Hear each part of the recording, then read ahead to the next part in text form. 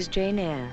I was born in 1820, a harsh time of change in England. Money and position seemed all that mattered.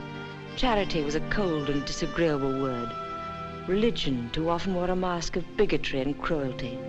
There was no proper place for the poor or the unfortunate. I had no father or mother, brother or sister. As a child, I lived with my aunt, Mrs. Reed of Gateshead Hall. I do not remember that she ever spoke one kind word to me.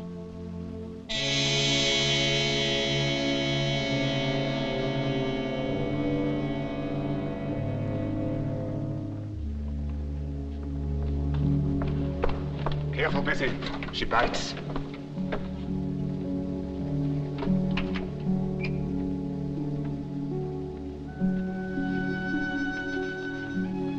Come on out, Jane Eyre. Mrs. Reed wants to see you in the drawing room.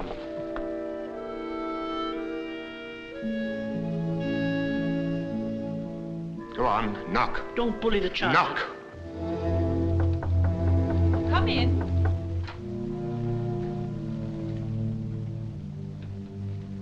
This, Mr. Brocklehurst, is the child in question.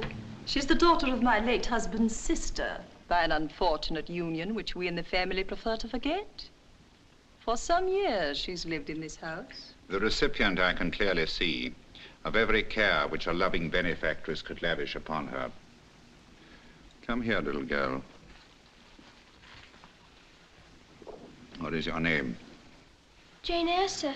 Well, Jane Eyre, and are you a good child? The less said on that subject, the better. Indeed. Only this morning, she struck her little cousin most brutally and without provocation. That isn't true. Jane. He hit me first. Silence! John, dear, did you strike her first? No one did, Mama. You did. You know you did. You knocked me down and hit my head and made it bleed. I did You not. did. You Silence. said you did.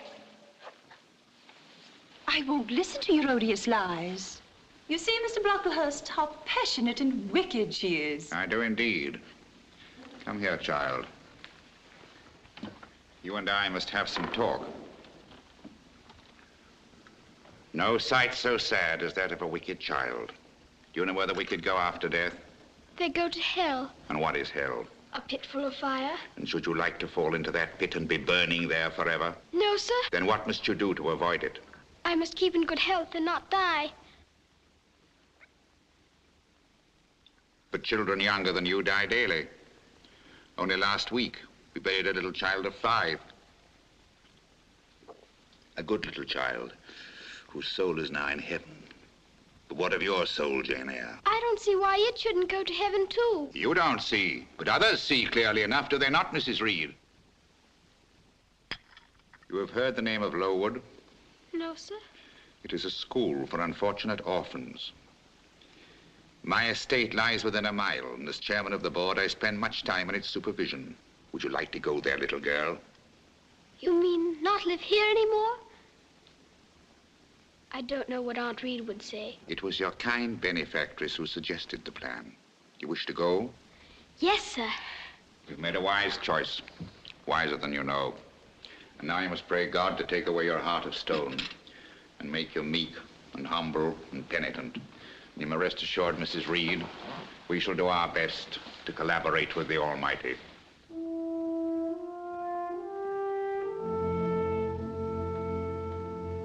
Bessie. Yes, Jane? I never dreamt I'd get away from here till I was quite grown up. Won't you even be sorry to leave your poor old Bessie? What does Bessie care for me? She's always scolding and punishing. All the same, I am rather sorry to be leaving you. Rather sorry. Is that all? And I suppose if I asked you to give me a kiss, you'd say you would rather not. I'll kiss you and welcome, Bessie. You're such a strange, solitary little thing. Here's a keepsake, Jane. It'll help you remember me. Come on, hurry up. Be a good girl, and I hope you'll be happy. Thank you, Bessie. Goodbye. Bye, Jane.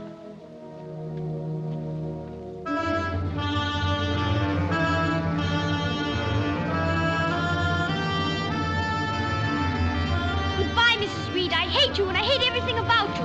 I'll never come and see you when I'm grown up, and I'll never call you aunt as long as I live. And if anyone asks me how you treated me, I'll say you are bad and hard-hearted and mean. And the very sight of you makes me sick.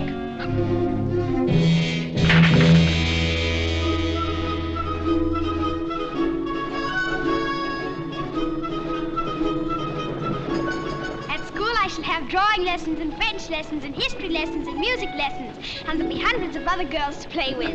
And what's the name of the school of yours? It's called Lowood.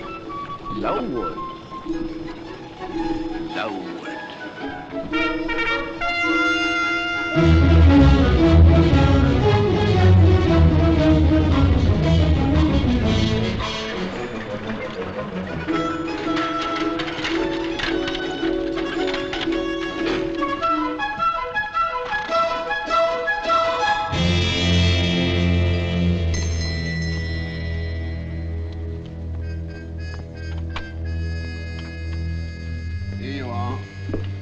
Asleep for hours.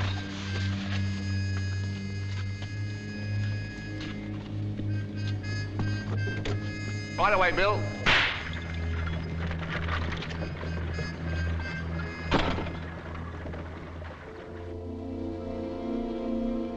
I was to waken in the morning to find my dreams of Lowood shattered. In their place was to stand a school that was more like a prison, dominated by the cold, implacable cruelty of Mr. Brocklehurst.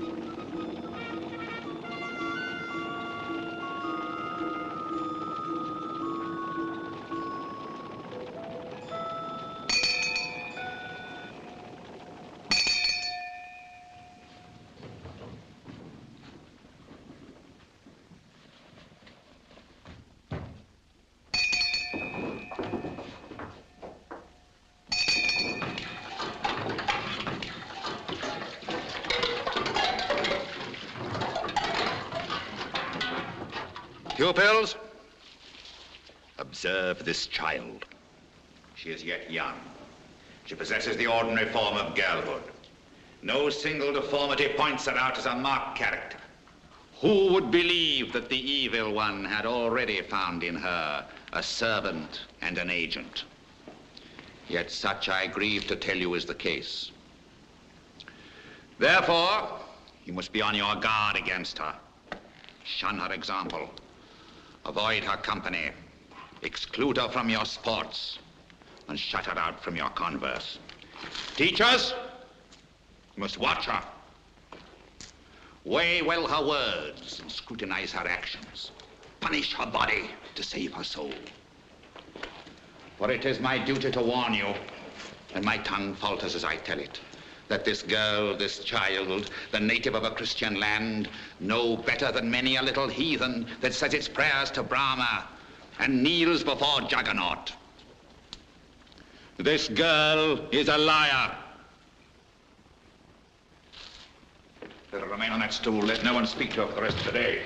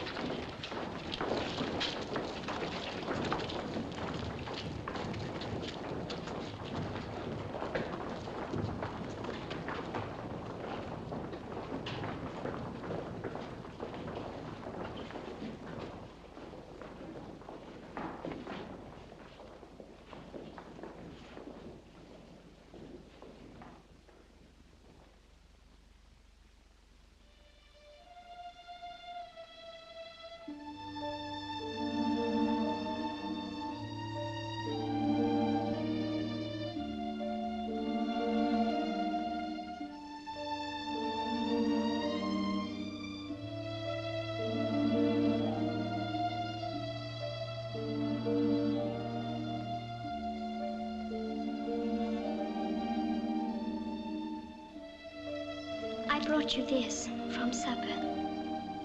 Didn't you hear what he said? He said you mustn't have anything to do with me. Go on, take it. I'm not bad. I promise I'm not. But I hate him. I hate him. It's wrong to hate people. I can't help it. love me. I want people to love me and believe in me and be kind to me. I'd let my arm be broken if it would make anyone love me. Or let a horse kick me. Or be tossed by a bull. Don't say such things. But I would! I would!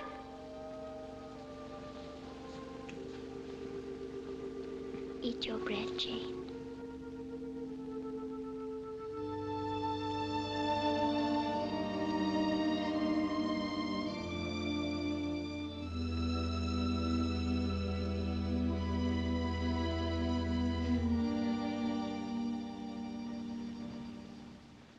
O merciful Providence, who of thy generous plenty doth give us the abundant fruits of the field for our sustenance, grant us that though we are duly and properly grateful for this our earthly food, yet our hearts may be more lastingly fixed upon thy heavenly manna. Amen.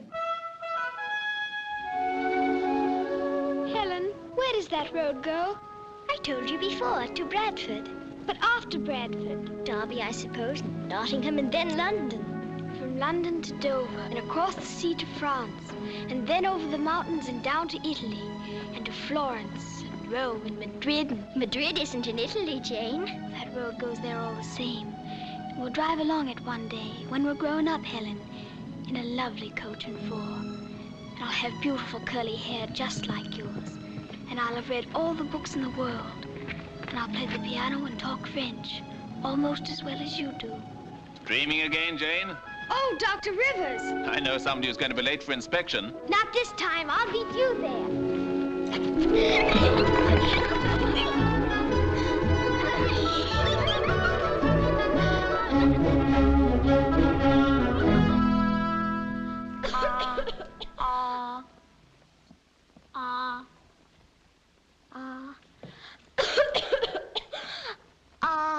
That cough doesn't seem any better, Helen. We'll have to take care of it.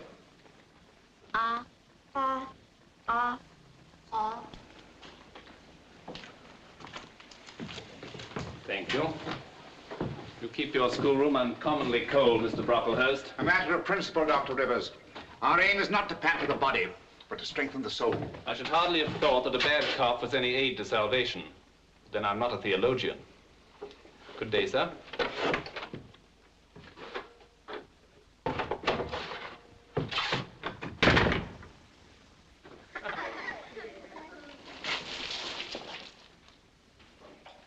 If I may venture an opinion, When sir. I want your opinion, madam, I shall call for it. Johnson, you poke your chin most unpleasantly. Draw it in.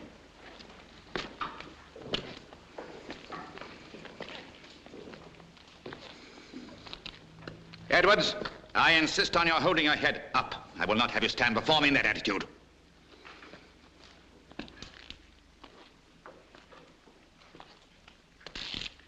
Miss Scatcherd, fetch me the scissors immediately. What, may I ask, is the meaning of this? Why, in defiance of every precept and principle of this establishment, is this young person permitted to wear her hair in one mass of curls? Her hair curls naturally, sir. Miss Scatcherd, how often must I tell you we are not here to conform to nature? I want these girls to be children of grace.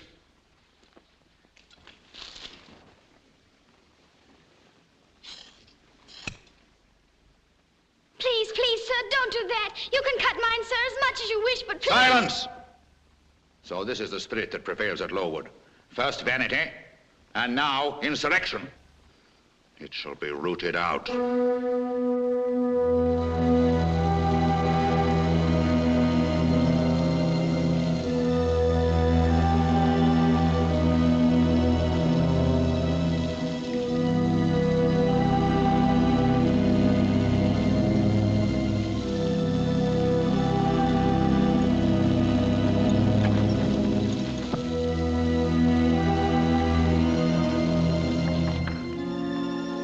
Dr. Rivers. I brought this oil for Helen. I want her chest rubbed with it. Helen, Doctor? Yes, I'm concerned about her lungs. I've spoken to Mr. Good heavens, madam, what are those children doing out in the rain? It was Mr. Brocklehurst's order. Well, bring them in at once. What shall I say to Mr. Brocklehurst? You can refer Mr. Brocklehurst to me.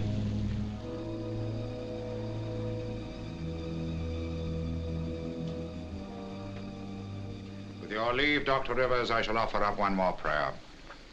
Almighty God, look down upon this miserable sinner and grant that the sense of her weakness may give strength to her faith and seriousness to her repentance. Amen.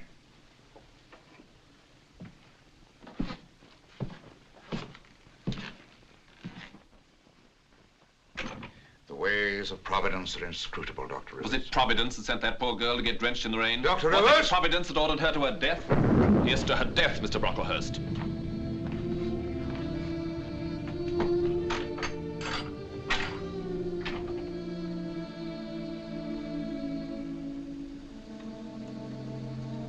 Helen? Helen? Oh, I'm so glad. I heard Dr. Rivers say. I was afraid. I'm not afraid, Jane. Helen? Helen? You must be cold. Lie down and cover yourself up.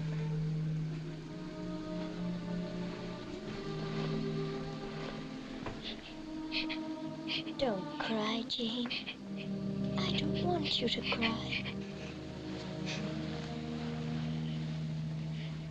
Are you warm now? Yes. Good night, Jane. Good night, Helen.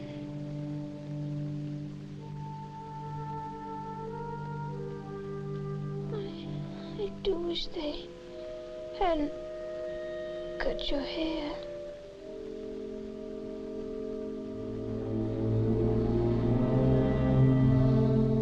Helen, are you awake? It's morning. Helen!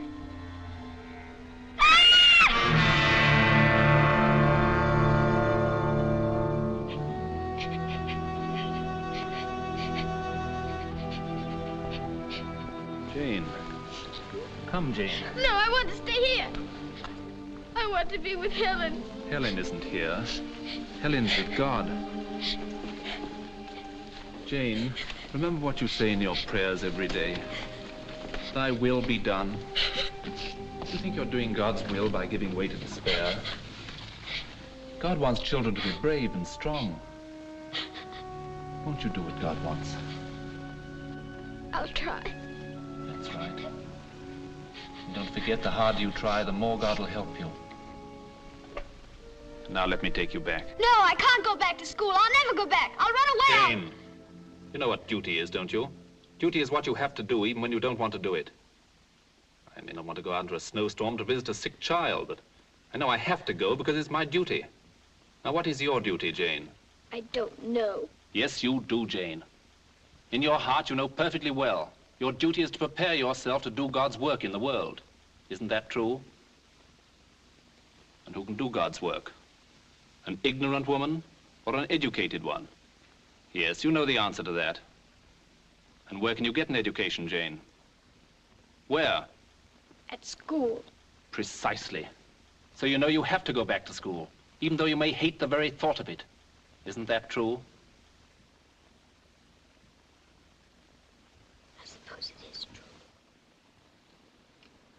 Good, Jane. Very good.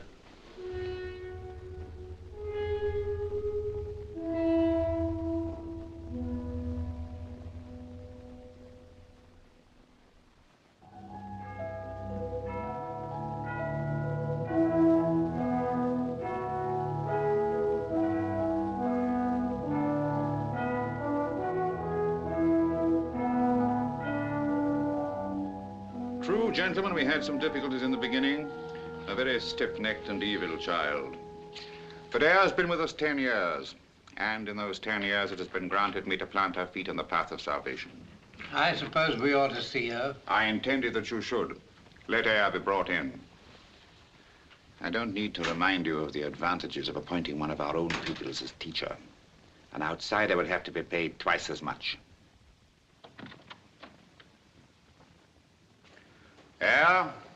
This is a solemn moment. Little did I imagine that the unregenerate child I received into this institution would grow in 10 short years to become a teacher. Yes, a teacher. For that is the honor which the trustees at my recommendation have now bestowed upon you. Your wages will be 20 guineas per annum, from which only 10 will be withheld for board and lodging, for spiritual instruction and laundry. Your duties will begin on the first day of the new term. I need detain you no longer, gentlemen.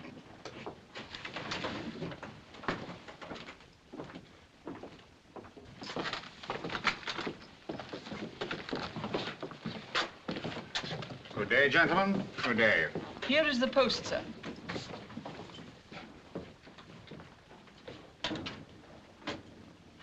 That is all there. I cannot accept your offer, sir.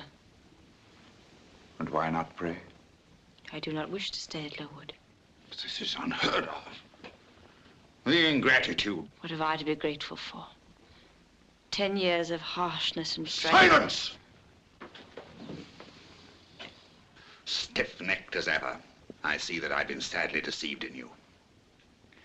And where, may I ask, do you intend to go? Out into the world, sir. Out into the world. And you know how the world treats young paupers without friends or connections? I intend to find a position as a governess. How, may I ask? I've advertised in a newspaper. No. And doubtless you've been overwhelmed with demands for your services. No, sir. And you never will be. You have no talents. Your disposition is dark and rebellious. Your appearance insignificant. It's folly to dream of such a position.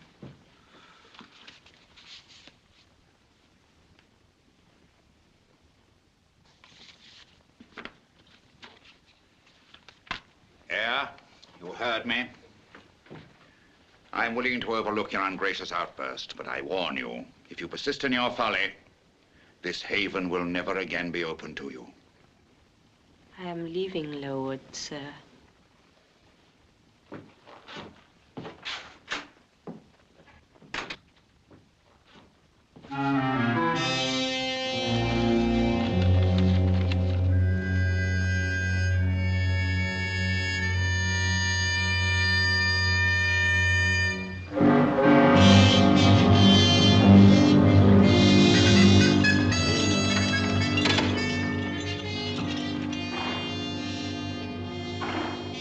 Here you are, miss. Righto. Jane, it's not every young woman that can face the world single-handed. But you know what right is. You'll stick to it through thick and thin.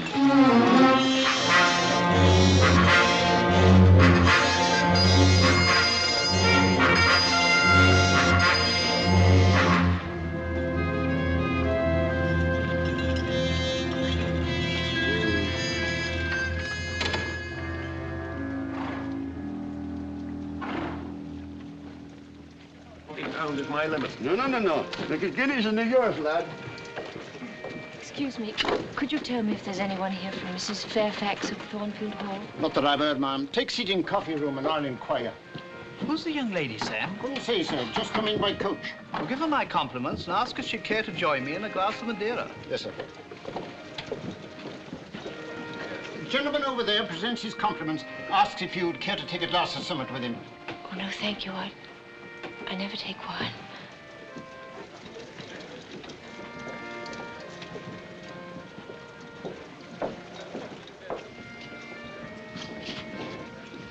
Is your name Eyre? Yes, I'm Miss Eyre. Are you from Thornfield? You're not the new governess. Yes, I am. Is this all your luggage? Yes.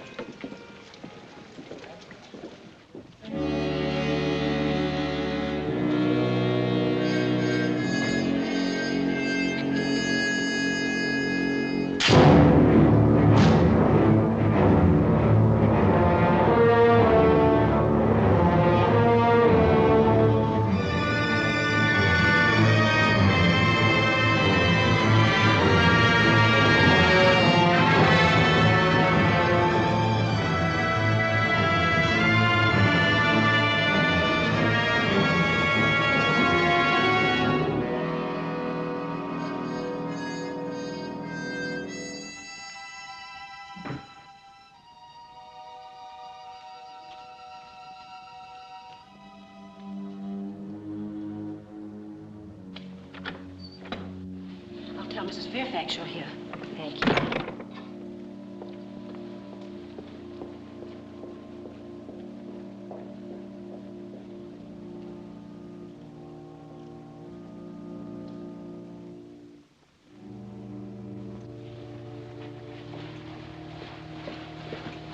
How do you do, my dear? I'm afraid you've had a tedious journey. I'm Mrs. Fairfax. Why, your hand is like ice. Come, I'll take you straight to your room. We've a nice cozy fire burning there for you, and Leah's taken the chill off the sheet with the warming pan. You know, dear, I'm so glad you've come. Living here with no company but the servants, it's not too cheerful, I can tell you. I do declare not a living creature but the butcher and the postman has come to this house since the hard weather set in. Shall I have the pleasure of seeing Miss Fairfax tonight? Miss Fairfax? Oh, you mean Miss Adele. Isn't she your daughter? Oh, gracious, no. Adele is French. I have no family. No family at all. That's Mr. Edward's room. He's abroad, of course, but I always keep it ready for him. His visits are always so unexpected and sudden. A wanderer on the face of the earth. That's what Mr. Edward is, I'm afraid. Mr. Edward? Who is Mr. Edward? Why, the owner of Thornfield, of course. Oh, I thought this was your house. Mine, bless your soul, child. I'm only the housekeeper. Thornfield belongs to Mr. Edward Rochester, and little Adele is his ward. And here is your room, my dear. It's quite small, but I thought you'd like it better than one of the large front chambers. Oh, it's very beautiful. I can't understand why a gentleman with a house like this so seldom comes to it. It is strange. But you'll find, Miss Eyre, that in many ways Mr. Edward is a strange man.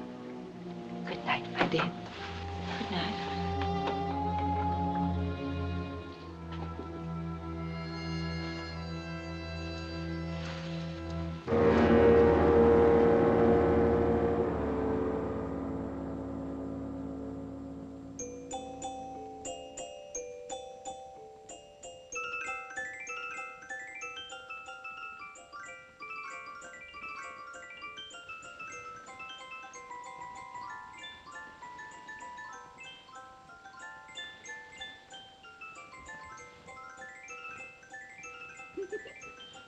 Bonjour, mademoiselle. Mama had a dress like that, mademoiselle, only she could dance much more beautifully. I can dance, too. Do you wish to see? Now, this very moment. Now you speak like Monsieur Rochester. For him it is never the right moment. Mais jamais. Your name's Adele, isn't it? Do you know what I was thinking, Adele? I was just thinking that never in my life have I been awakened so happily.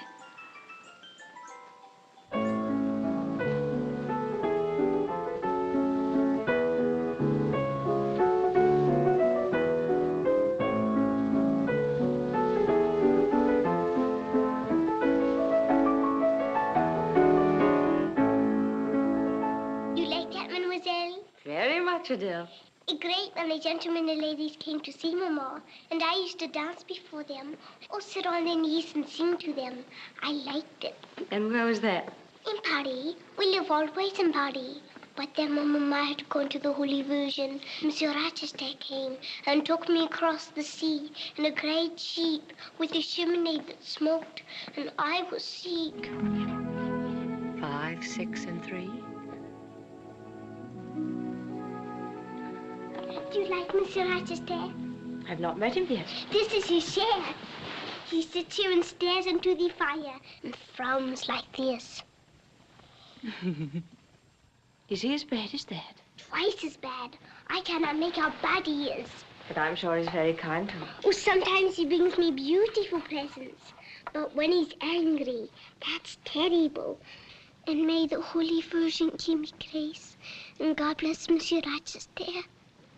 And make him polite to Mademoiselle, so she will stay with me forever and ever. Amen.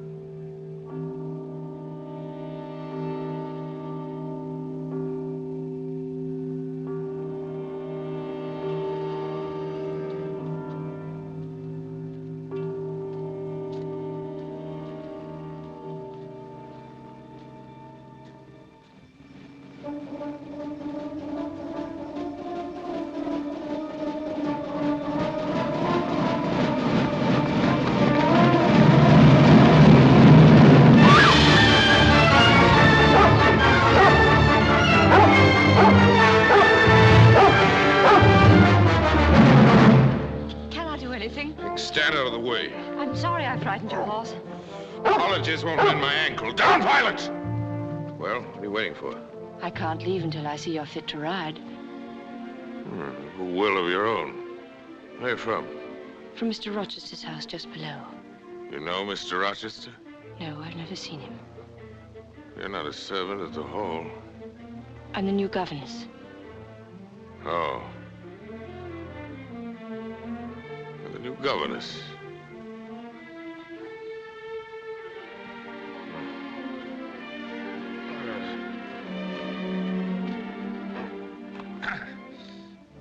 Now just hand me my whip.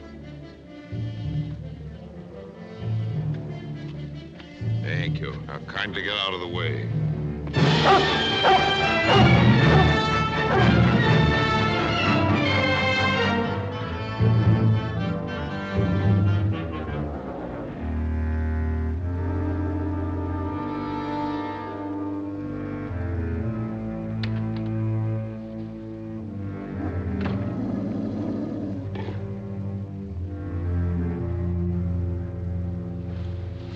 Dear, off with your things. He's been asking to see the new governess. Who? Why, Mr. Rochester, of course. Rode in on us suddenly without any warning. And in such a violent humor. It seems he had an accident. I don't know what to do. He won't let me send for the doctor. Oh, my goodness, your bonnet. Here is Miss Ayler, sir.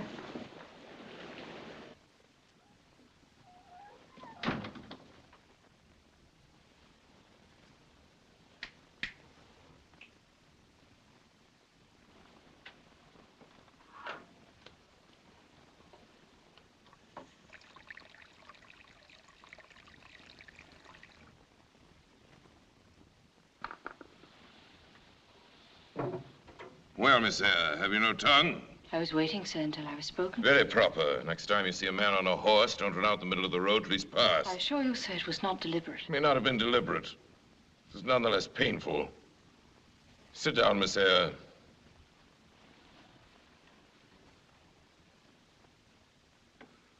Where'd he come from? From Lowood Institution, sir. Lowood? What's that? It's a charity school. I was there 10 years. 10 years. You must be tenacious of life. No wonder you have rather the look of another world. I marveled where you got that sort of face.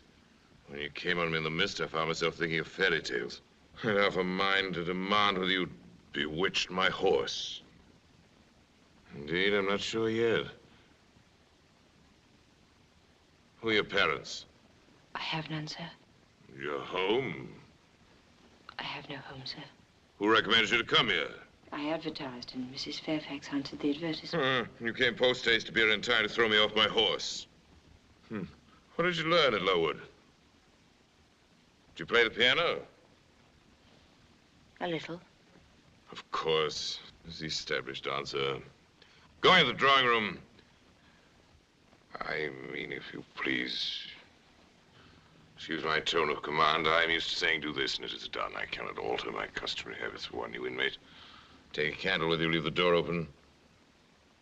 Sit down at the piano and play a tune.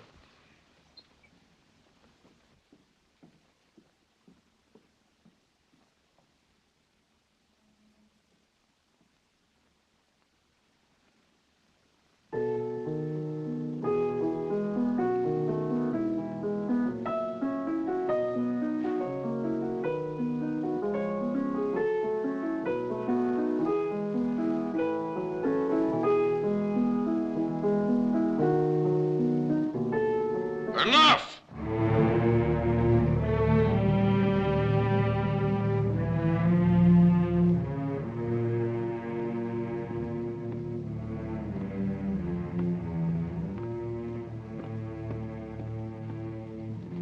You play a little, I see, like any other English schoolgirl. Perhaps rather better than some. Not well. Good night, Miss Eyre. Good night.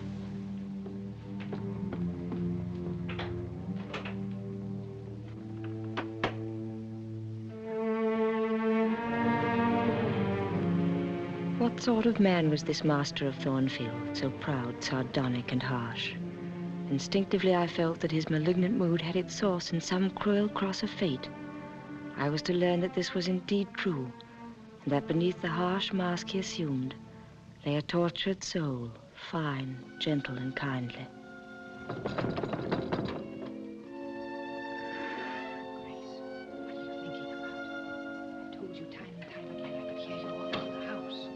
Noise, Grace. I've spoken to you before. Did I disturb you, my dear? I'm so sorry. I had to say something to Grace Poole. She's a person we have to do the sewing. Not altogether unobjectionable, but she does her work. How did you get on with Mr. Rochester, my dear? Is he always so changeful and abrupt? Well, he has his little peculiarities of temper, of course. But then allowances should be made. Why for him more than for anyone else? Partly because that's his nature, and partly, too, because he has painful thoughts. What about? Family troubles. I think that's why he so seldom comes to Thornfield. It has unpleasant associations for him. Good night, my dear. Good night, Mrs. Fairfax.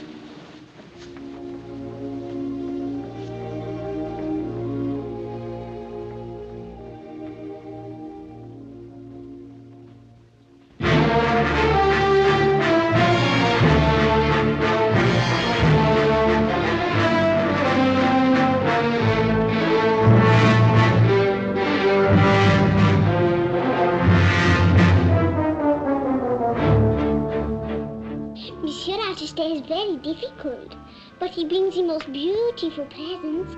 Look, Mademoiselle, Mademoiselle. You see, they suit me perfectly.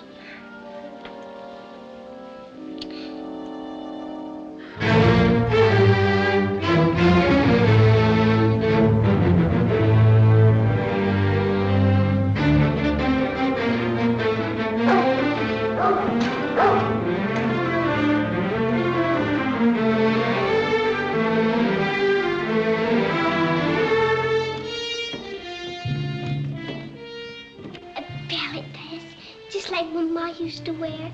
Isn't it beautiful, Mademoiselle? Beautiful, Adele. I shall wear it when I dance, always.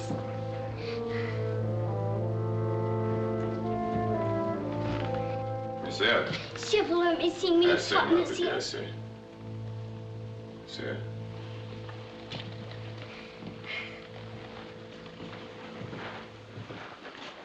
I'm not fond of the prattle of children.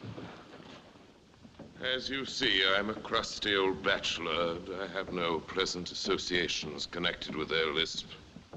In this house, the only alternative is the prattle of a simple-minded old lady, which is nearly as bad. Today, I feel disposed to be gregarious and communicative, and I believe you could amuse me. It puzzled me a great deal that first evening in the library, monsieur. I'd almost forgotten you since, but now I'm resolved to be at ease. It's only what pleases me. It would please me now to draw you out, to learn more of you. Sit down, Miss Eyre. No, draw it further back. Down just here, I placed it. Forward a little. Still too far back. I can't see you without disturbing my position in this comfortable chair, which I have no mind to do. You examine me, Miss Eyre. Do you find me handsome? No, sir. Indeed. I beg your pardon. I was too plain. My answer was a mistake. Just so, and you should be answerable for it. Now then, explain. Does my forehead not please you? What do you tear from my head? Am I a fool? No, sir. Far from it. Would you say it is the head of a kindly man? Hardly that, sir. Very well, madam. I am not a kindly man. Though I did once have a sort of tenderness of heart, you doubt that? No. Since then, fortune's knocked me about, kneaded me with her knuckles, till now I flatter myself I'm as hard and tough as an India rubber ball, with perhaps one small sensitive point in the middle of the lump. Does that leave hope for me? Hope of what, sir? My retransformation from India rubber back to flesh. You look very puzzled, young lady. And puzzled air becomes you. Besides, it keeps those searching eyes of yours away from my face. You're silent, Miss Eyre. Stubborn? No, annoyed, and quite rightly so. I put my request in an absurd way. And the fact is, once and for all, I do not wish to treat you as an inferior. But I've battled through a varied experience with many men of many nations and roamed over half the globe, while you've spent your whole life with one set of people in one house. Don't you agree that gives me a right to be a little masterful and abrupt? Do as you please, sir. You pay me £30 a year for receiving your orders. £30? I've quite forgotten that. Well, on that mercenary ground, won't you agree to let me hector you a little? No, sir. Not on that ground, but on the ground that you did forget it and inquired of my feelings as an equal. Good. Well, then, you'll let me dispense with the conventional forms without thinking me insolent. I should never mistake informality for insolence. One I rather like. The other no freeborn person would submit to even for a salary. Humbug. Most freeborn people will submit to anything for a salary. Where are you going? It's time for Adele's lesson. Oh, young lady. It's not for Adele that you're going. It's because you're afraid of me. Wish to escape me. In my presence, you're hesitant to smile gaily or speak too freely. Admit that you're afraid. I'm bewildered, sir, but I'm certainly not afraid. Don't I look beautiful, monsieur? This is how Mama used to do it, is it not? Precisely. That's how she charmed my English gold out of my breeches pocket. And I shall dance for you. You will not. Go straight upstairs to the nursery. Oh, monsieur. At once.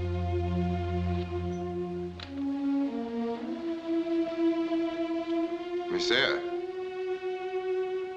Not finished talking to you.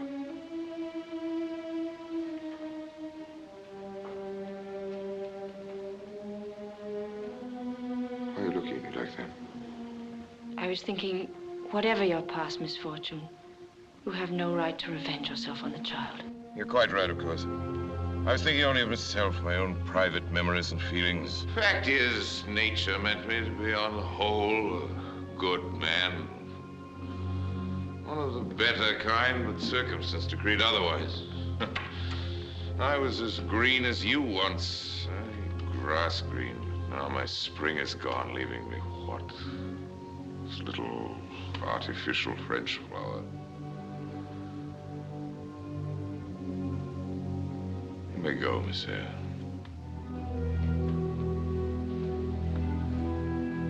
Monsieur.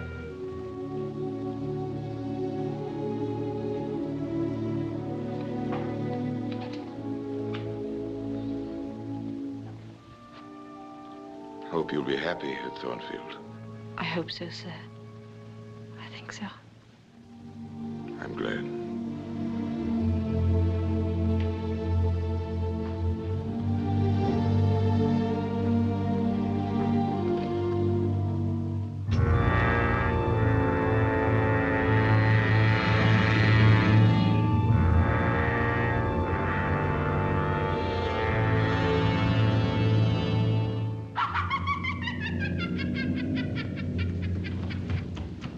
Who's there?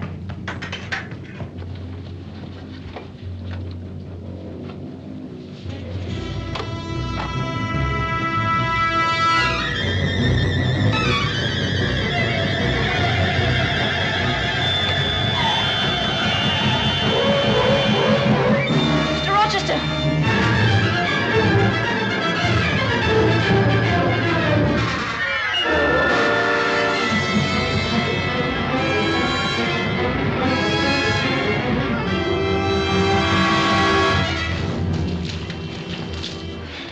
Done it? I think someone must have tried to kill you. I heard footsteps along the gallery. Shall I call Mrs. Fairfax? Fairfax? What the deuce you want to call her for? Let her sleep. Come in, sit down. I'm going to leave you here. He's still as a mouse.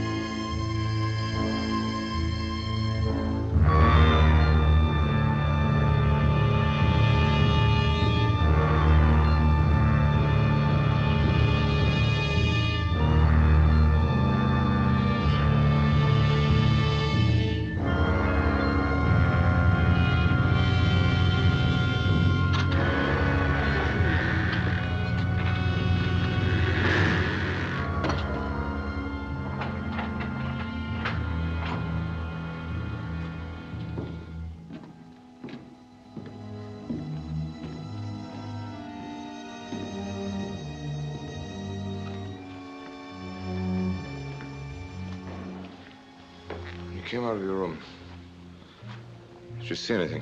Only a candlestick on the floor, but I heard a door shut. Anything else? Yes, a kind of laugh. Kind of laugh. Have you heard it before? There's a strange woman here called Grace Poole. Just so. Grace Poole. You've guessed it. Well, let's see what's to be done.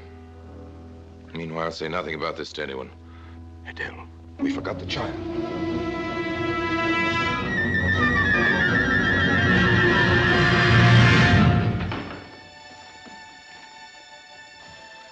I had an awful fear. You see what she has? Poor little Adele. Trying to console herself for my unkindness to her. Child has dancing in her blood and coquetry in the very marrow of her bones.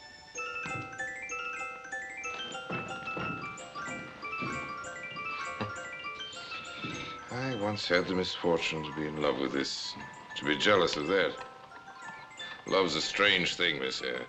You can know that a person's worthless without heart or mind or scruple, yet suffer to the point of torture when she betrays you. At least I had the pleasure of putting a pistol bullet through my rival's lungs. And the little doll in the dancing skirt? We tell Adele she died. The truth isn't quite so touching. I gave her some money and turned her out, whereupon she decamped with an Italian painter, leaving me with what she said was my daughter. Let me light you to your room. Well, Miss Eyre, now that you know what your pupil is, the offspring of a French dancing girl, I suppose you'll be coming to tell me to look out for a new governess. Adele has had so little love. I shall try to make up for it. Are you always drawn to the loveless and unfriended? When it's deserved.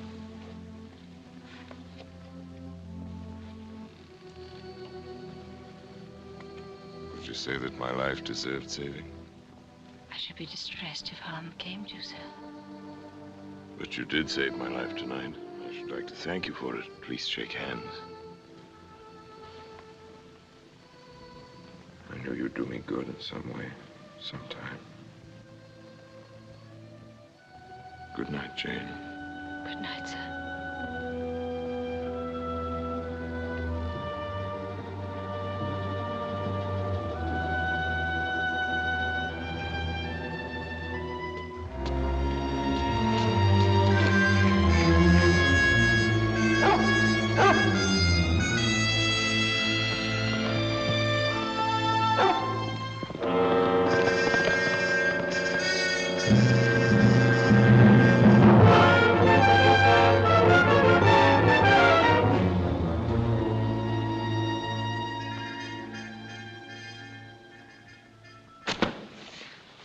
Miss Eyre, isn't it terrible? We might all have been burnt in our beds. Where did Mr. Rochester go? Well, he said something about a house party at Millcote. Goodness knows how long he'll be away. One can never tell with Mr. Rochester. Maybe a day or a year or a month. Mrs. Fairfax? Yes, my dear? Did Mr. Rochester tell you how the fire started? Why, of course. He was reading in bed and fell asleep with the candle lit. And the curtains took fire. Why do you ask? I wondered if the fire had anything to do with Mr. Rochester's leaving. What possible connection could there be? He said this morning that he was restless. The house with only us here was unbearably oppressive for him.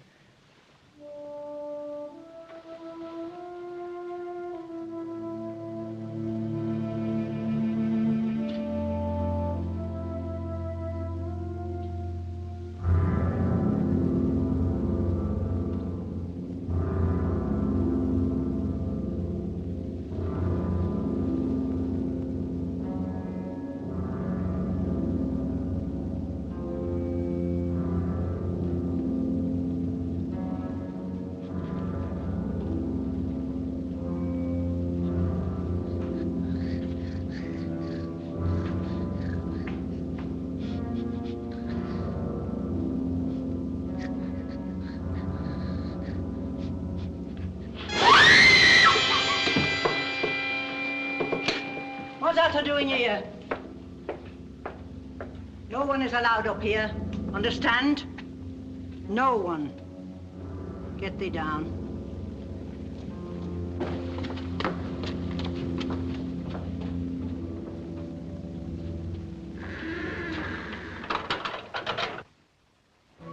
the mystery in the tower had driven him madly away, just as we seemed so close together. Winter turned to spring and no news came. But I found a measure of escape in the happiness of Adele.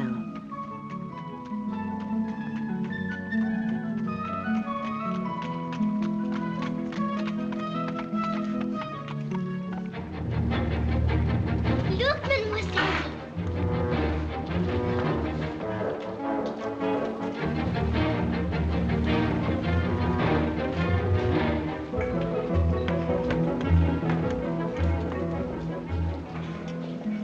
Now, the moment the carriages stop, stand by the front door and be ready to take the gentleman's cloaks. Yes, madam. My dear, I'm so glad you're back. Mr. Rochester is so difficult. Leah, you must be with me to take the ladies to their room. Yes, ma'am.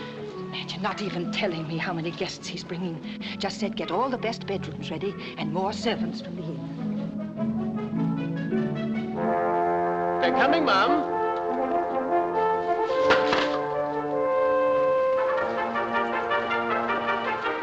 One, two, three. Oh, dear, 15 at least. Far more than I prepared for.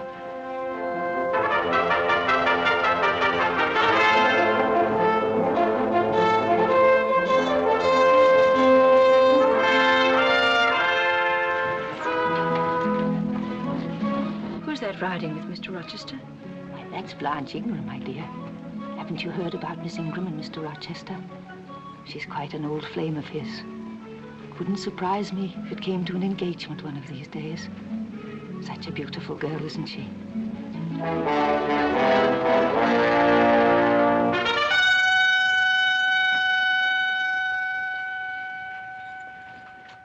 Where's Miss Ingram's bath? Coming as quickly as we can. Adele, why aren't you in the nursery? Mademoiselle, let me look. No, dear, you're in the way. Didn't I tell you that Blanche had set her cap at him? Well, he is very romantic and enormously rich.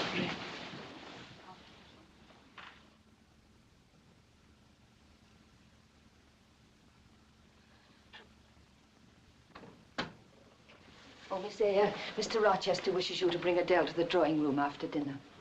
Please send Adele by herself. He only asked me out of politeness. That's what I thought, and I told him you weren't used to company. Nonsense, he said. If she objects, I'll come and fetch her myself. Of course, you must wear your very best, my dear. I think the black. So I let them have both barrels, bang, bang. Then I got 2 more birds with my spare gun. Well, perhaps we'd better leave the gentlemen to their port. Coming, mademoiselle.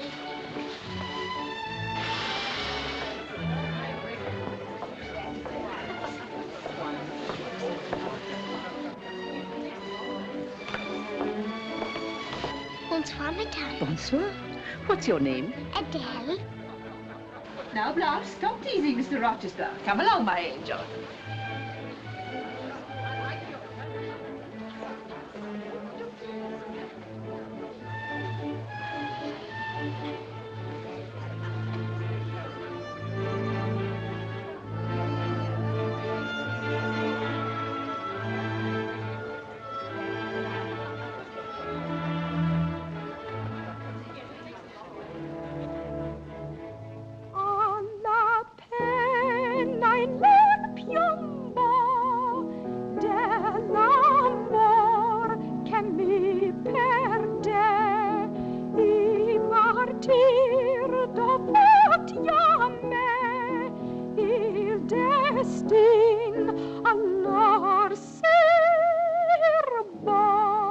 Splendid match, Sir George.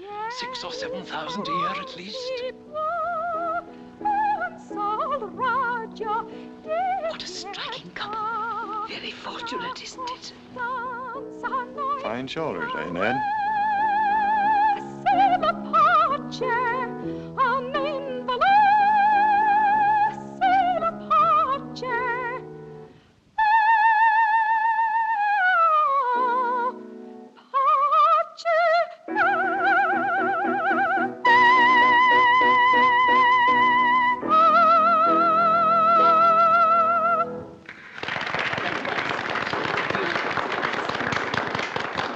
Fate come un angelo mentre sora. Stay nice now. I think we've had enough music. Edward, I thought you weren't fond No, of children. nor am I. Run along, dear. What induced you to take charge of such a little puppet? Where did you pick her up? I did not pick her up. She was left on my hands. Well, I suppose you have a governess for her. I saw a person with her just now. Is she gone? Oh, no, there she is, still hiding in the corner. You should hear Mama on the subject of governesses. Governesses? Don't speak to me of governesses. The martyrdom I've endured with those creatures. The clever ones are detestable, and the others are grotesque.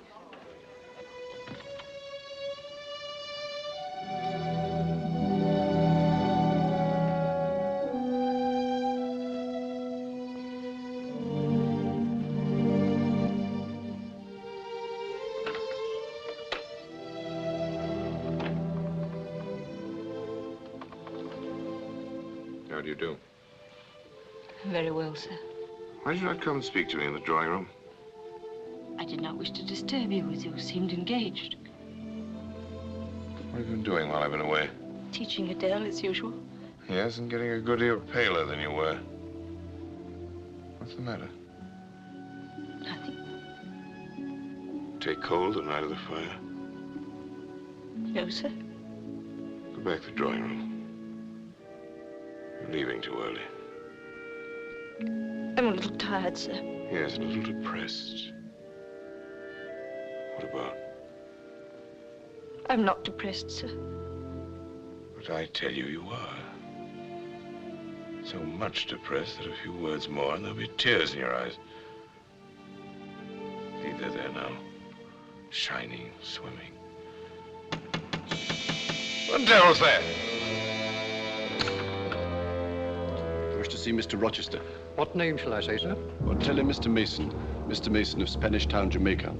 Very good, sir. Mason. Spanish Town.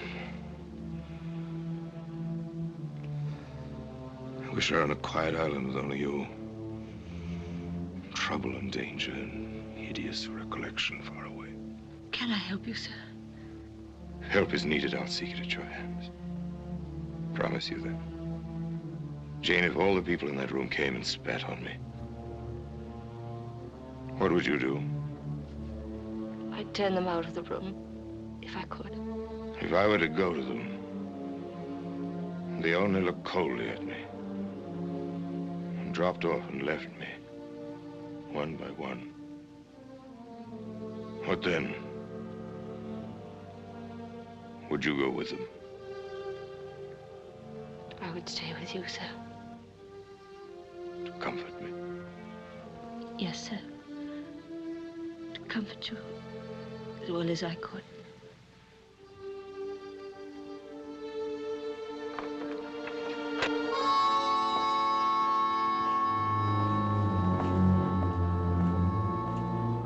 Edward, I shall not be so hypocritical as to say you are welcome in this house. Follow me, Mason.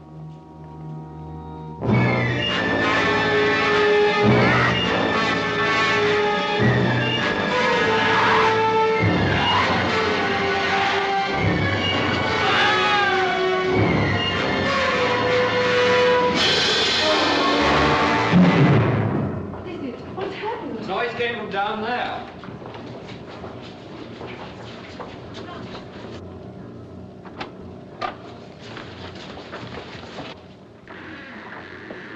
Where the devil's Edward, I'd like to know. Here he is.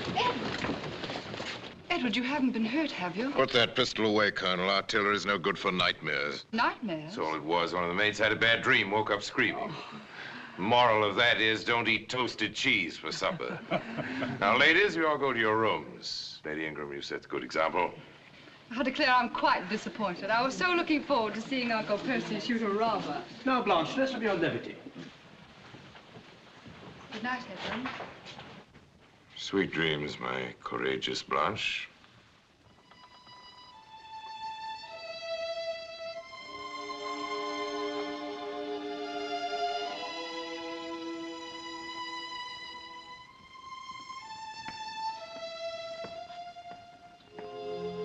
Jane, are you awake? Yes, sir. Come out then, quietly.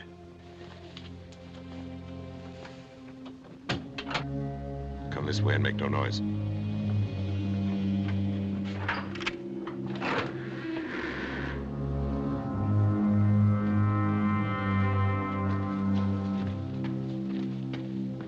You don't turn sick at the sight of blood, do you? Never been tried. Just give me a hand. Won't do to risk a fainting fit. Warm and steady.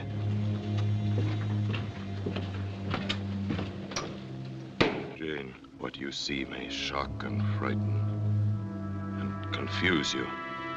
I beg you not to seek an explanation. Don't try to understand. Whatever the appearance, you must trust me.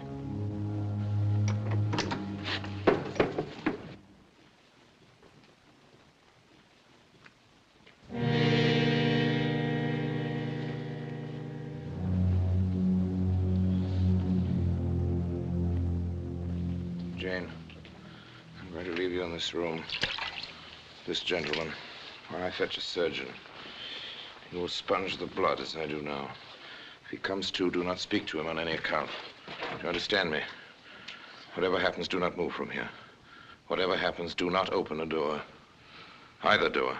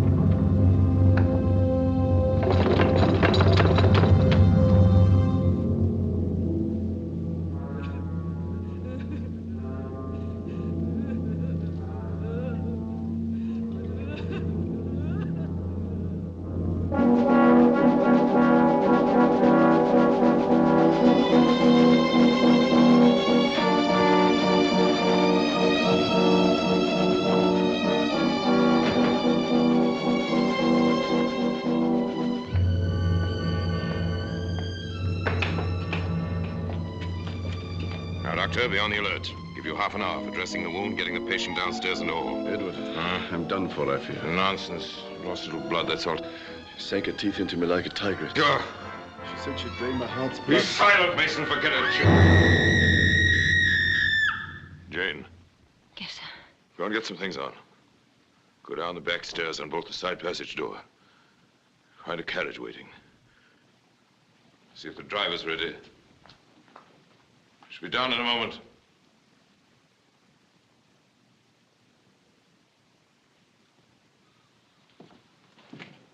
Mason! I told you not to come up here! I thought I could have done some good. You thought! Come, Doctor, hurry. We must have him off. I've tried so long to avoid exposure. I shall make very certain it doesn't come now. Take care of him, Doctor. Let him leave your house until he's quite well.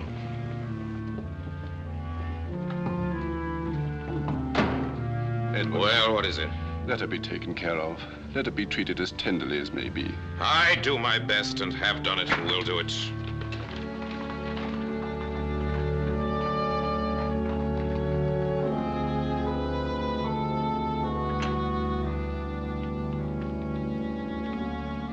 Jane, come here a few minutes. There's some freshness. House is a dungeon, sepulcher. Here everything is fresh, real, and pure. You passed a strange night, Jane. A little pale. Mr. Rochester, will Grace Poole live here still? Yes. Grace Poole will stay. After last night? Don't ask for explanations. Just believe me when I tell you that their reasons for it, good reasons. You're my little friend, Jane, aren't you? I like to serve you, sir, in everything that's right. If I asked you to do something you thought was wrong, what then? My little friend would turn to me very quiet and pale and say, "Oh, no, sir, it's impossible." Am I right? Jane, I want you to use your fancy. Suppose yourself a boy, a thoughtless, impetuous boy, indulged from childhood upwards. Imagine yourself in some remote foreign land. Conceive that you there commit a capital error. One that cuts you off from the possibility of all human joys. In your despair, you wander about vainly seeking contentment in empty pleasure. Then, suddenly, fate offers you the chance of regeneration. And true happiness. Are you justified in overleaping the obstacles of mere custom? Tell me, Jane. Are you justified? How can I answer, sir? Every conscience must come to its own decision. Or if it can't come to a decision, if you're afraid that you may bring shame to what you most cherish or destroy what you most desire to protect. Oh, Jane, don't you curse me for plaguing you like this. Curse you, no, sir. Give me your assurance on that. Cold fingers. They were warmer last night. Jane, will you watch with me again? Whenever I can be useful. For instance, the night before I'm married, will you sit with me then? Are you going to be married, sir? Sometime. Why What not? makes you think he's in the stable? Well, I suppose you think no one will have me. Well, you're wrong. You don't know these young ladies of fashion. They may not admire my person, but I assure you they dote on my purse. Blanche? Good morning, Edward. By rights, I should scold you for running off like this. A correct host entertains his guests. My dear Blanche, when will you learn? I never was correct, nor ever shall be.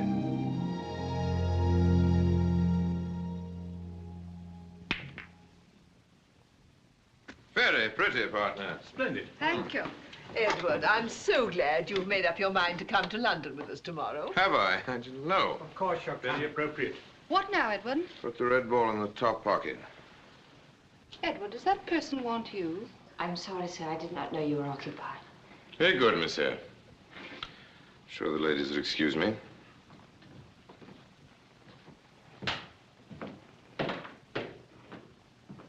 Governesses, Mamma.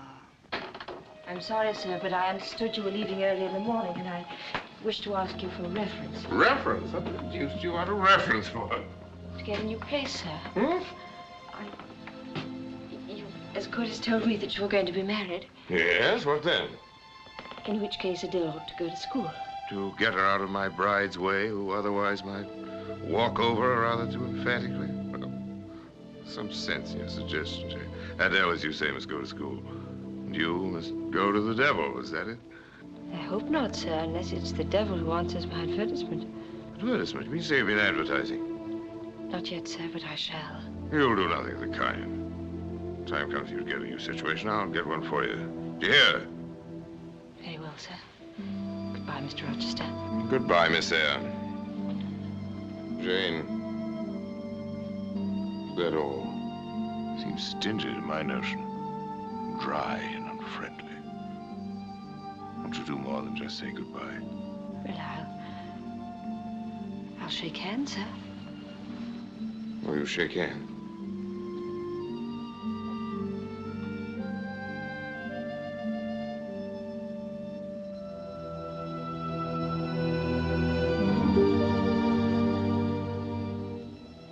Goodbye, Jane.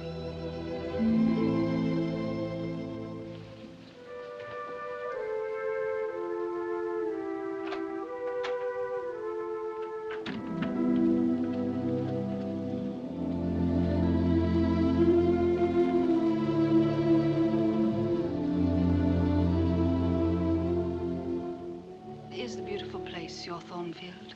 Well, it's a dungeon that serves its purpose. Dungeon? Why, it's a paradise. Huh. Though, of course, if one lived here, one would really have to have a house in London, wouldn't one? Unquestionably, a little apartment in Paris, perhaps a villa in the Mediterranean. Delightful that would be. But Thornfield would always be there as a retreat from the world, a green haven of peace and love.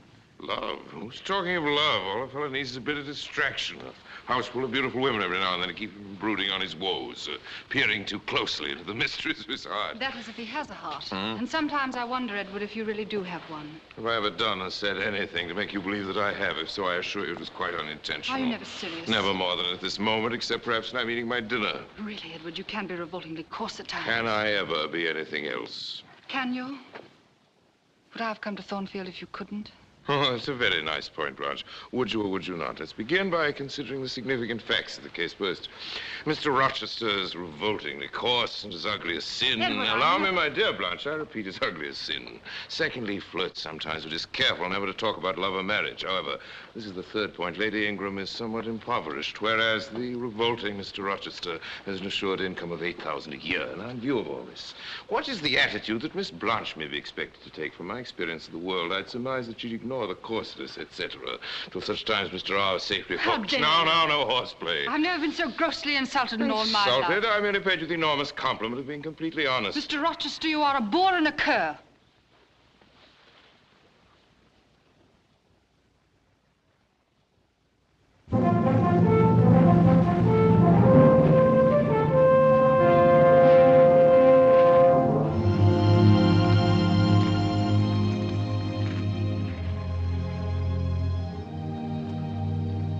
You'd gone.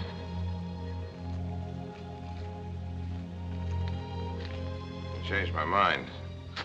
Or rather, the Ingram family changed theirs. Why are you crying? I was thinking about having to leave Thornfield. You've become quite attached to that foolish little Adele, haven't you? To that simple old Fairfax. Yes. You'd be sorry to part with him. Yes, sir. It's always the way in this life. No sooner have you got settled in a pleasant resting place, you're summoned to move on. As I told you, sir, I shall be ready when the order comes. To come now.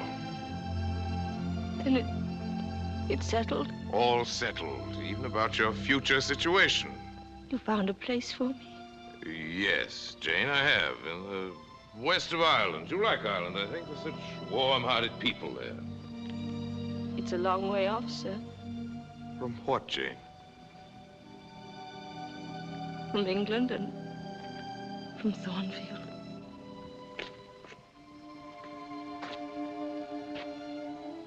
Well. And from you, sir? Yes, Jane, it's a long way. When you get there, I shall probably never see you again. We've been good friends, Jane, haven't we? Yes, sir. Even good friends may be forced to part.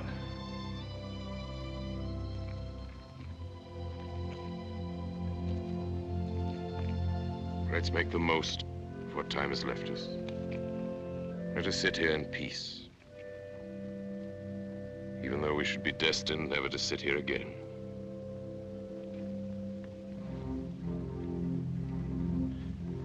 Sometimes I have a queer feeling with regard to you, Jane, especially when you're near me as now.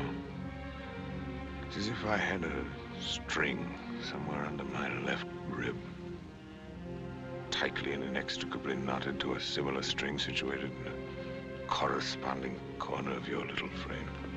And if we should have to be parted, that cord of communion would be snapped. And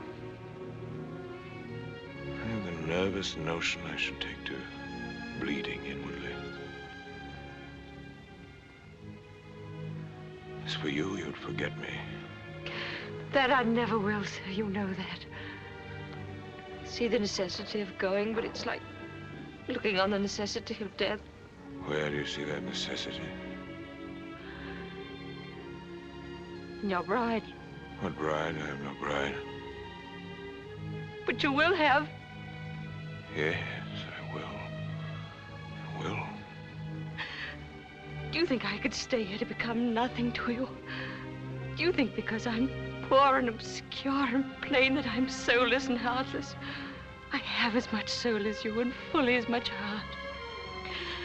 And if God had gifted me with wealth and beauty, I should have made it as hard for you to leave me as it is now for me to leave you. There I've spoken my heart, now let me go. Jane. Jane, strange. this almost unearthly thing. You that I love as my own flesh. Don't walk. Don't No, walk. for Blanche. It's you I want. Answer me, Jane, quickly. Say Edward, I'll marry you. Say it, Jane. Say it. Not read your face. Read quickly. Say Edward, I'll marry you. Edward, I'll marry you. God, pardon me.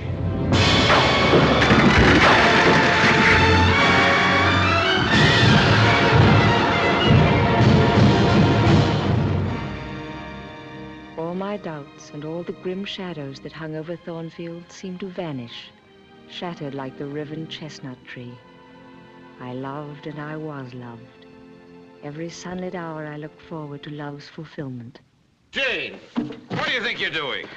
Teaching Adele as usual. As usual, there's a new heaven and a new earth, and you go on teaching Adele as usual. What is wrong with that? Because I'm going to marry Mademoiselle and take Mademoiselle to the moon and find a cave in one of the White Valleys, and Mademoiselle will live with us there forever. You approve? Monsieur, there is no one I'd rather you marry, not even Mrs. Fairfax. And some of that, and a length of the scarlet. Yes, I tell you, I And a length of the scarlet, and some of the gold silk. Yeah, my lady, off a guinea each way and Lord Manton's filly. There's 35 in a tenner. Oh, bless you, Go away, Mother. Leave the pretty lady's The pretty lady's going to marry me, and we shall make our future ourselves.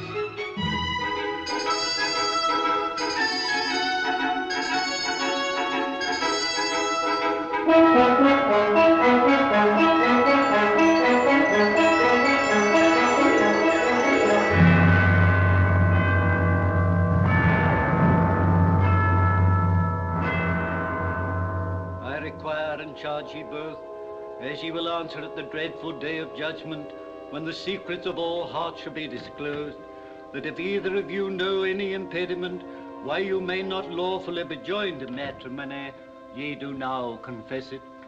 For be ye well assured that if any persons are joined together otherwise than as the word of God doth allow, then are they not joined by God, nor is their matrimony lawful. Edward Rochester, wilt thou have this woman to be thy wedded wife? One moment, please. I declare the existence of an impediment. Proceed to the ceremony. You cannot proceed. Mr. Rochester has a wife now living. Who are you? My name is Briggs. I am an attorney. Mr. Mason, on the 20th of October, 1824, Edward Rochester of Thornfield Hall was married to Bertha Mason at St. Mary's Church, Spanish Town, Jamaica. The record of the marriage will be found in the register of that church. It's true, I swear it. She's now living at Thornfield. I've seen her there myself. I'm her brother. Parson, close your book. There'll be no wedding today. Instead, I invite you all to my house to meet Grace Poole's patient. My wife.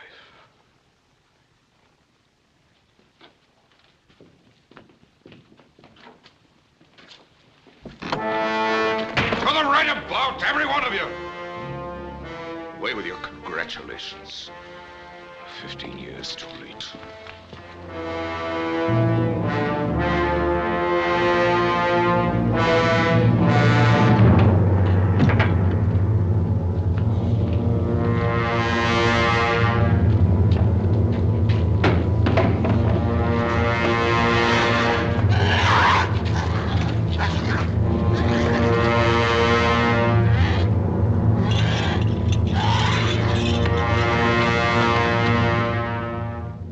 That gentleman is my wife.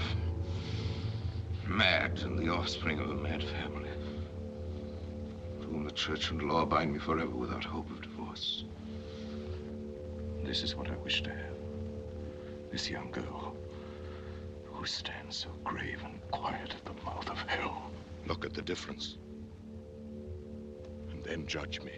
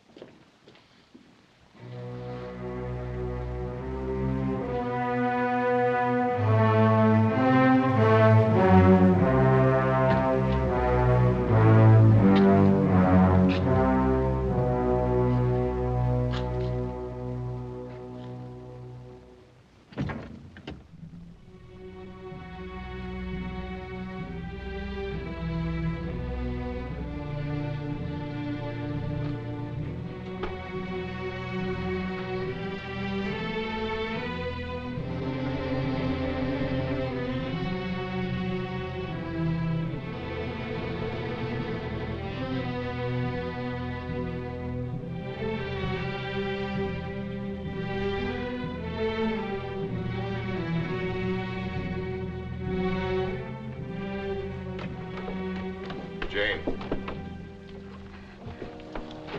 Jane. I did not even know her. I was married at 19 in Spanish Town to a bride already courted for me.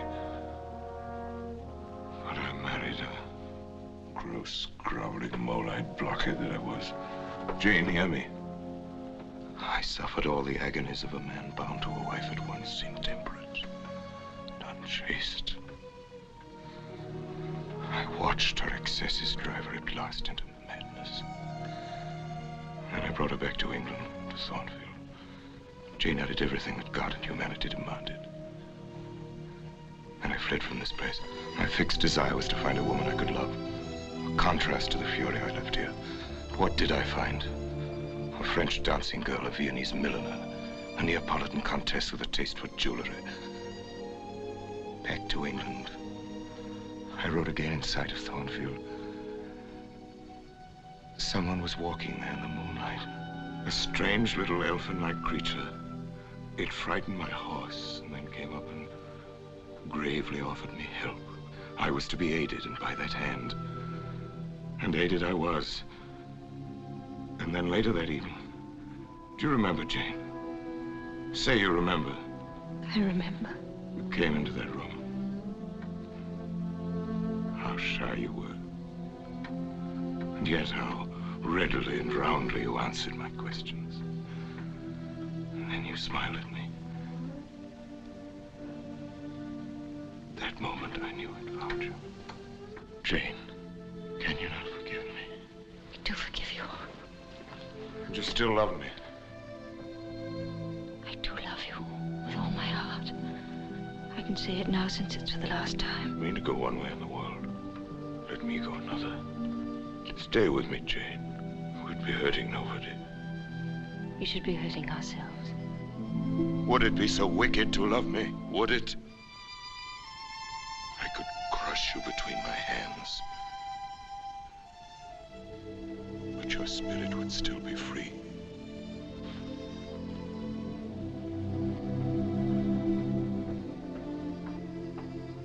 Jane, you are going. I am going, sir.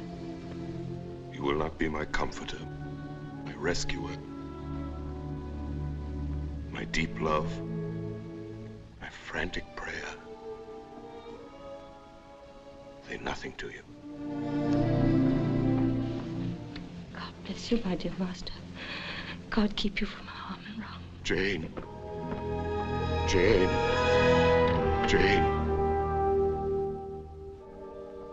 Going nowhere, I had nowhere to go. Without references, I could not find employment. I knew hunger and unsheltered nights. At last, old memories, rather than my will, drew me back to Gateshead Hall, to Bessie, who had once been kind to me.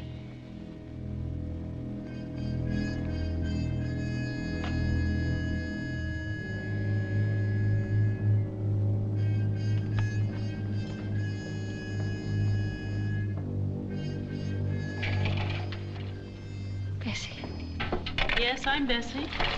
If you're looking for work, we haven't got no work for no one nowadays.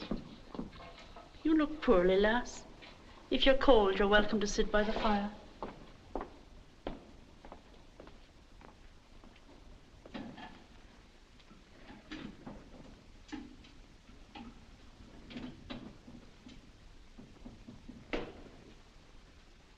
Sit down, lass.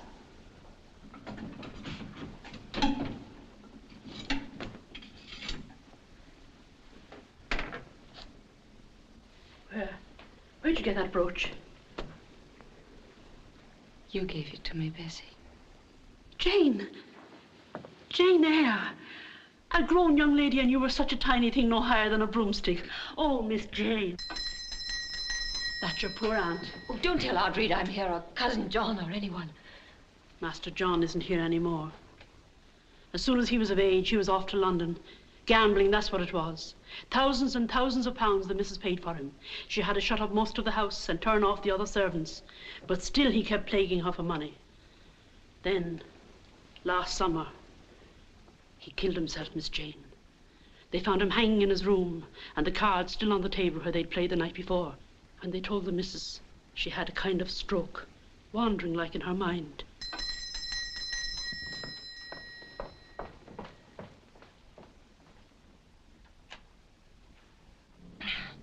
Is that you, Bessie? Yes, ma'am.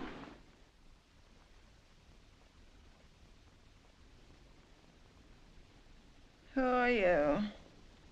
Go away. I'm Jane, Aunt Reed. Jane Eyre. Jane. Yeah.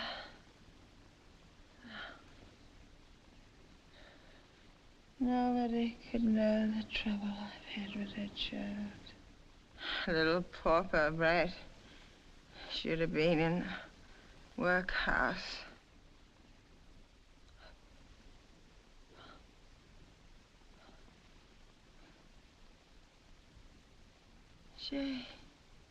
Jane Eyre.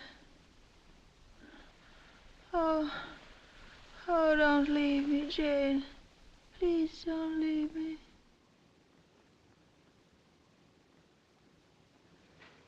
I won't leave you.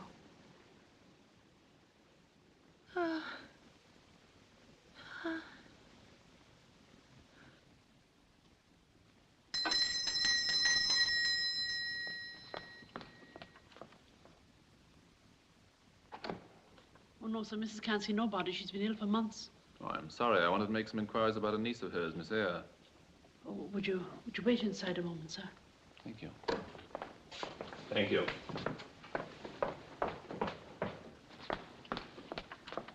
A gentleman to see you, Miss Jane. I don't want to see him. I don't want to see anyone. Now, don't be foolish. You can't live all alone like the man on the moon. I'll sit with the missus. Run along now. He's waiting.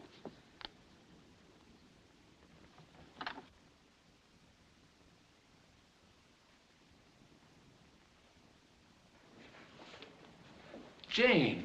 How did you know I was here? I didn't. I was trying to find you. I received an inquiry about you the other day. You didn't stay in that place you went to very long, did you? Didn't you like it? What happened? I had to leave. Forgive me, it's no business of mine. All the same, I do feel obliged to ask you about this letter. It comes from a lawyer in Milcott. He writes to me as the person whose name you gave as reference when you went to Thornfield. That's near Milcott, isn't it? A client of his wants to know your whereabouts. You know who's inquiring for you? Jane, if you don't want me to talk about this anymore, I won't. Thank you, Dr. Rivers. It's for you to say. Or would you rather I didn't answer it at all?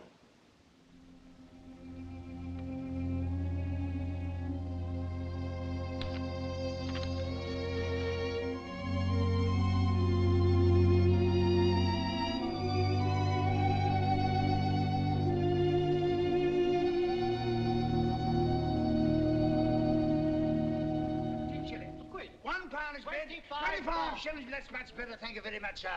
27 and 6, 30 shillings, 35 bob, any advance of 35, £2 is bid. Going at £2, going, take it away, Bill.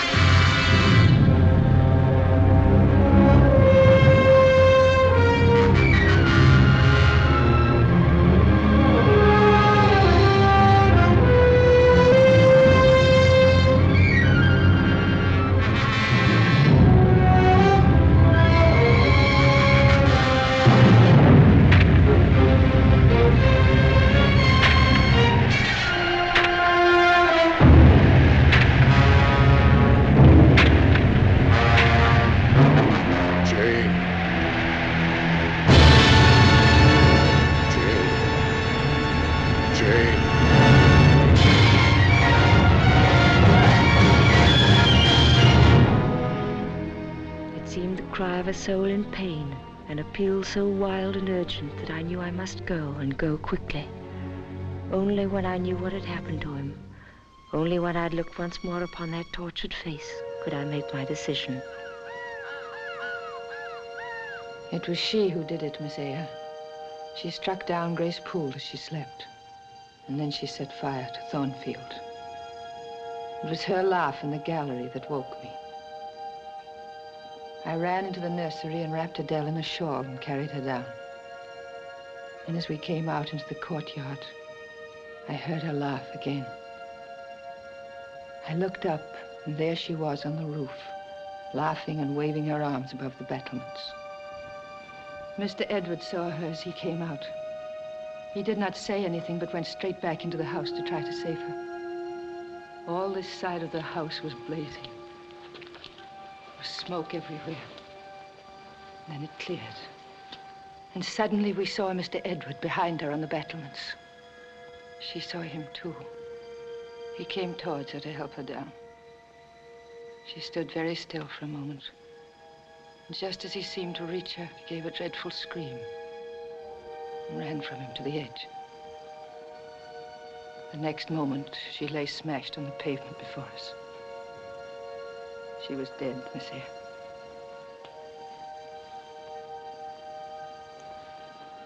Mr. Edward? The great staircase fell in as he was coming down.